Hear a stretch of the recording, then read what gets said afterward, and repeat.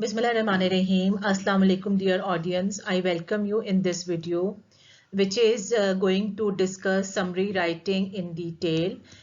In this video, I will show you the mark scheme of summary and I will discuss some important points and I will discuss that what should be done for writing a best summary and what should be avoided. So you must watch this video till the end because I will discuss a lot of points which you might not focus when you're writing a summary. Now, as we know that our reading paper has two comprehension passages and summary writing is the part of second section B, where we have to write a summary of the given text. Now, here comes a tip that you know that there is a very general idea that you should at once start reading the text.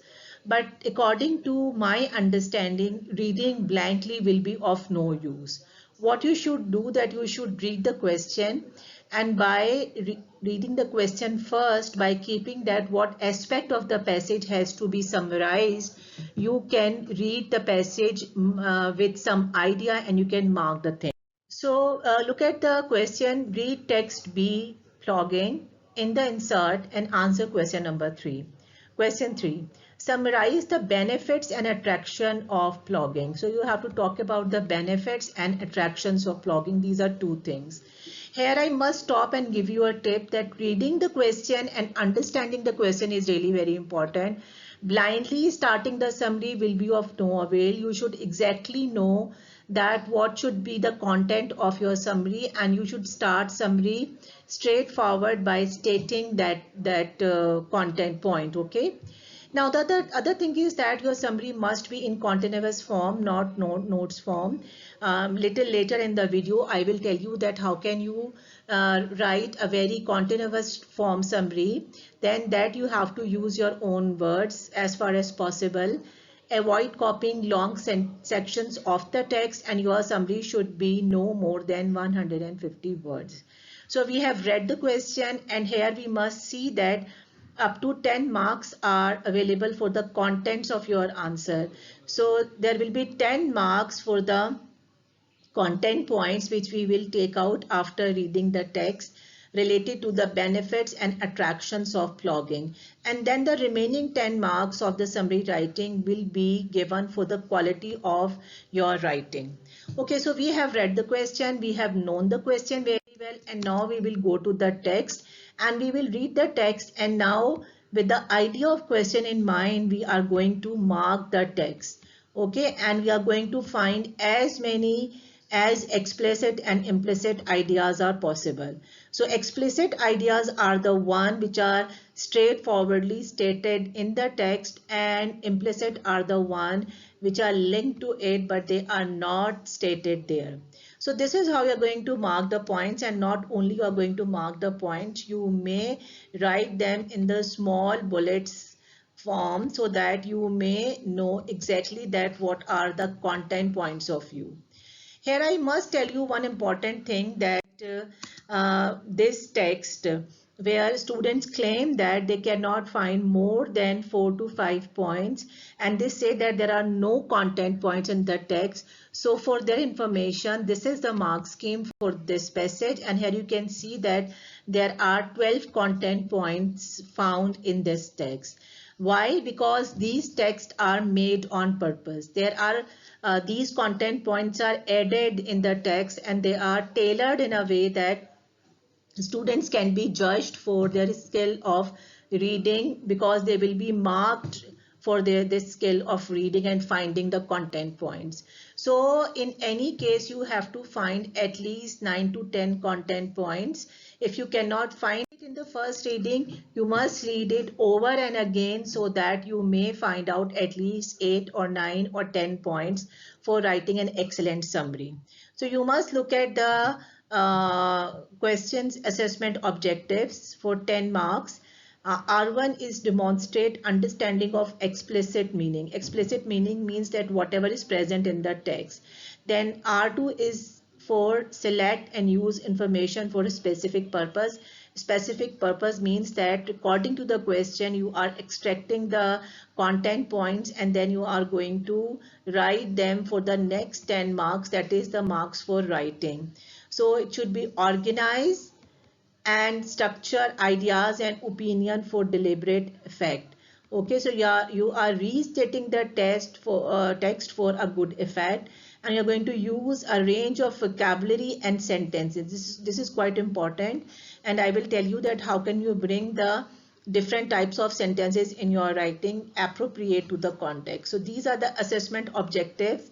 We have seen that we will be marked 10 out of 10 for our reading ability, that how many content points we are extracting, because examiner already has a list of the content points with him, so he is going to counter check that how many counter points were found by us, and that will show our ability and skill of reading. Other thing is that the next 10 marks will be marked for our skill of writing it in the organized way. Now let's look at the level of marking. I will just talk about the top, that is level 5. Now for the level 5 you will be awarded 9 to 10 marks for reading. Now who will get these marks? Definitely a wide range of relevant ideas are selected. Okay, you are able to extract maximum content points from the text. Ideas are skillfully selected and used, and then you have used those ideas in your writing skillfully. Now the next 10 marks are for the writing, and for the writing the highest level is 5.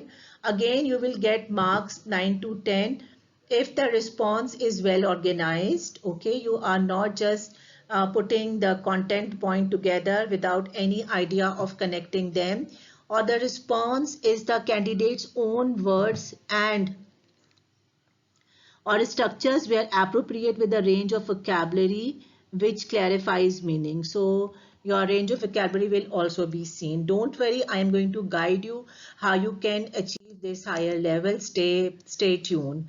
So this was the text, and here we have extracted the notes. Okay, and see that out of the 12, suppose that we could extract almost 10 points. Now the art is that these 10 points should be skillfully jotted down in the form of a continuous writing. Okay, the one thing is that reading once this text will not be sufficient. At least read it twice or thrice, or at least go through the content points twice or thrice so that you know them exactly.